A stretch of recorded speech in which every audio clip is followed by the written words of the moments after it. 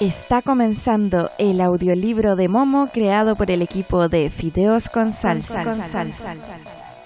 Momo es la historia de una niña con una cualidad muy especial. Sabe escuchar atentamente, con tiempo y paciencia. Frente a un mundo que va cada vez más rápido y que no tiene tiempo para la niñez, Momo se envuelve en una fantástica aventura para desafiar el robo de nuestro tiempo. Una historia creativa que reivindica la solidaridad, la amistad y la sencillez frente a un mundo frenético y consumista. Momo, tercera parte. Las flores horarias.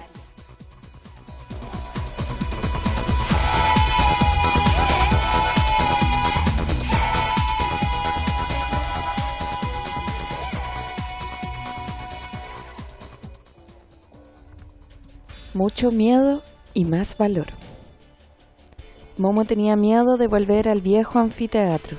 Le parecía seguro que el hombre gris que la había citado para medianoche iría allí. Y Momo tenía un pánico terrible cuando pensaba que estaría allí totalmente sola con él. No quería volver a verle nunca más, ni allí ni en ningún otro sitio. Cualquiera que fuera la propuesta que tenía que hacerle, estaba muy claro que no significaría nada bueno ni para ella ni para sus amigos.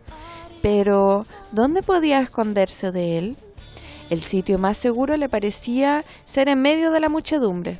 Cierto que había visto que nadie le había prestado atención, ni a ella ni al hombre gris, pero si de verdad le hacía algo y ella pedía auxilio, la gente la atendería y la salvaría. Además, se decía, en medio de una muchedumbre era más difícil de encontrar. Así que, durante todo el resto de la tarde, hasta bien entrada la noche, Momo caminó entre la gente por las calles y plazas más transitadas, hasta que, habiendo dado una gran vuelta, volvió al mismo punto en que había comenzado su camino. Lo hizo otra vez, y una tercera. Se dejaba llevar por la corriente de gente siempre con prisas. Pero ya había caminado todo el día y le dolían los pies de cansancio. Se hizo tarde y Momo andaba medio dormida. Y andaba. No descansaré más que un momento, pensó por fin. Solo un pequeño instante y entonces podré vigilar mejor. Junto al bordillo había en aquel lugar un triciclo de reparto, cargado con toda clase de sacos y cajas. Momo se subió a él y se apoyó contra un saco agradablemente blando. Alzó los cansados pies y los recogió debajo de su falda. ¡Ah, qué bien se estaba!, suspiró aliviada, se arrebujó contra el saco y se durmió de agotamiento antes de que se hubiera dado cuenta. La agitaron sueños confusos. Vio al viejo Beppo, que usaba su escoba con tiento, mientras se balanceaba sobre una cuerda por encima de un abismo tenebroso. ¿Dónde está el final?, le oía gritar una y otra vez. ¡No encuentro el final! Y la cuerda parecía efectivamente interminable, desaparecía en la oscuridad por ambos extremos. Momo habría querido ayudar a Beppo, pero ni siquiera consiguió que la viera, estaba demasiado lejos, demasiado arriba. Después vio a Gigi, que se sacaba de la boca una interminable tira de papel, tiraba y tiraba, pero la cinta de papel ni se acababa ni se rompía. Gigi estaba ya encima de una montaña de tiras de papel. A Momo le pareció que la miraba suplicante, como si ya no pudiera respirar si ella no le ayudaba. Quiso correr en su ayuda, pero sus pies se enredaron en las tiras de papel. Cuanto más intentaba librarse de ellas, más se enredaba. Entonces vio a los niños. Eran planos como naipes. En cada carta se habían perforado muchos agujeros. Se barajaban las cartas, que tenían que ordenarse de nuevo, y les perforaban más agujeros. Los niños naipes lloraban en silencio, pero volvían a barajarlos, con lo que hacían un ruido trepidante. ¡Alto!, quería gritar Momo. ¡Paren! Pero la trepidación era más fuerte que su débil voz. Se hacía cada vez más fuerte hasta que se despertó.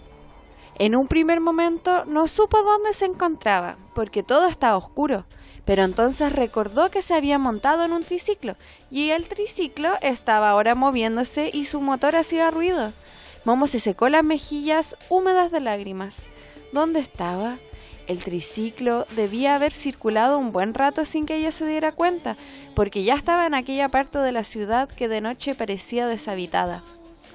Las calles estaban desiertas y las casas oscuras. el triciclo no iba a prisa, y Momo saltó de él antes de pensárselo 2 veces. Quería volver a las calles animadas, donde se creía segura de los hombres grises, pero de repente recordó lo que había soñado y se paró. El ruido del motor se perdió lentamente en las calles oscuras y se hizo el silencio. Momo ya no quería huir, se había ido con la esperanza de salvarse. Todo el tiempo había pensado solo en sí misma, en su propio abandono, en su miedo, cuando en realidad eran sus amigos los que estaban en peligro. Si había alguien que podía ayudarlos todavía era ella. Por pequeña que fuera la posibilidad de que los hombres grises soltaran a sus amigos, había que intentarlo. Después de pensar esto, sintió de pronto un cambio dentro de sí. El sentimiento de miedo y desamparo se había hecho tan grande que repentinamente se volvió en su contrario. Lo había superado. Ahora se sentía tan valerosa y tan confiada como si ninguna fuerza del mundo pudiera hacerle nada. O mejor dicho, ya no le importaba nada de lo que pudiera ocurrir. Ahora quería encontrarse con los hombres grises. Lo quería a cualquier precio. Tengo que volver enseguida al anfiteatro, se dijo. Puede que no sea demasiado tarde. Puede que me esperen todavía. Pero eso era más fácil decirlo que hacerlo. No sabía dónde estaba y no tenía la menor idea de hacia dónde tenía que ir. Aún así, se puso a caminar en una dirección cualquiera. Siguió andando y andando a través de las calles oscuras, muertas. Y como iba descalza, no oía siquiera el ruido de sus propios pasos. Cada vez que entraba en una calle, esperaba encontrar algo que le dijera a dónde tenía que ir. Esperaba reconocer alguna señal, pero no encontró ninguna.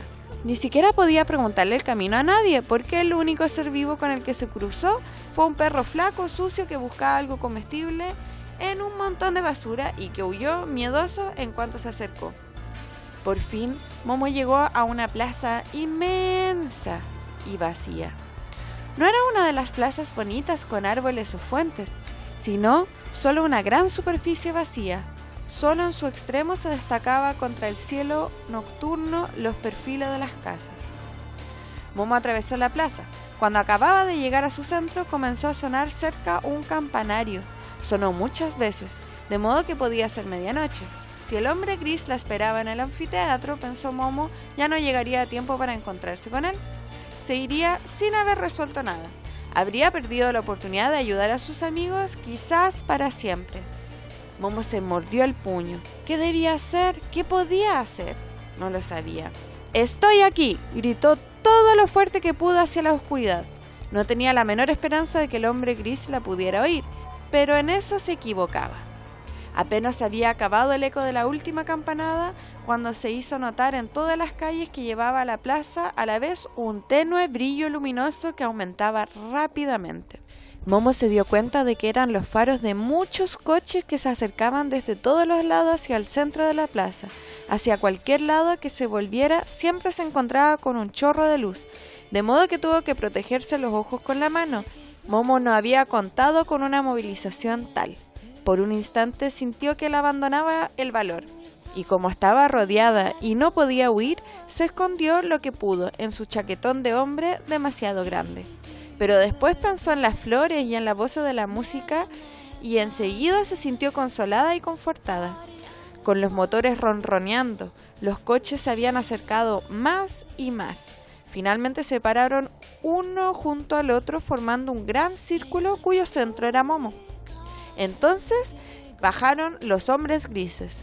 Momo no podía ver cuántos eran, porque se quedaron en la oscuridad, detrás de los faros, pero sintió que muchas miradas se posaban en ella, miradas que no contenían nada bueno.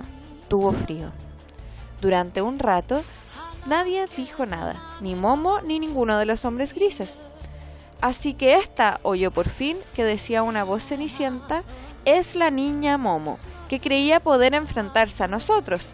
Mírenla, qué poquita cosa. A esas palabras siguió un ruido castañante que desde lejos podía parecerse a una risa a muchas voces. Cuidado, dijo retenida otra voz cenicienta. Saben lo peligrosa que puede llegar a ser esa niña. No vale la pena tratar de engañarla. Momo se avivó. Está bien, dijo desde la oscuridad, más allá de los faros, la primera voz. Vamos a intentarlo, pues, con la verdad por delante. De nuevo hubo un largo silencio. Momo sintió que los hombres grises temían decir la verdad. Parecía costarles un esfuerzo increíble. Momo oyó algo que parecía un jadeo de muchas gargantas. Por fin, volvió a hablar uno. La voz llegaba de otra dirección, pero igual de cenicienta. Hablemos, pues, con franqueza. Estás sola, querida niña. Tus amigos están fuera de tu alcance. Ya no hay nadie con quien puedas compartir tu tiempo. Todo eso lo planeamos nosotros. ¿Ya ves lo poderosos que somos? No vale la pena resistirse a nosotros. Todas esas horas solitarias, ¿qué son ahora para ti? Una maldición que te aplasta, un peso que te asfixia, un mar que te ahoga, una tortura que te quema. Estás marginada de todos los demás hombres. Momo escuchaba y seguía callando. Llegará un momento, continuó la voz, en que no lo soportarás. ¿Acaso mañana, dentro de una semana, dentro de un año? A nosotros no es igual. Nos limitamos a esperar, porque sabemos que tarde o temprano vendrás arrastrándote y dirás: estoy dispuesta a todo, pero líbrenme de esta carga. ¿O ya has llegado a ese punto? No tienes más que decirlo. Momo movió la cabeza. ¿No quieres que te ayudemos?, preguntó glacial la voz. Desde todos lados cayó sobre Momo una ola de frío, pero ella apretó los dientes y volvió a mover la cabeza. ¿Sabes lo que es el tiempo?, murmuró otra voz. Eso demuestra que realmente ha estado con alguien, contestó en el mismo tono la primera voz para preguntar. ¿Conoces al maestro Ora? Momo asintió. ¿Has estado con él, de verdad? Momo asintió de nuevo. Así que conoces las flores horarias. Momo asintió por tercera vez y tanto que las conocía. Volvió a hacerse un largo silencio. Cuando la voz volvió a hablar, vino de otra dirección. ¿Quieres a tus amigos, verdad? Momo asintió. ¿Y te gustaría librarlos de nuestro poder? Momo asintió otra vez. Podrías hacerlo, solo con que quisieras. Momo se apretó aún más el chaquetón porque tiritaba de frío de la cabeza a los pies.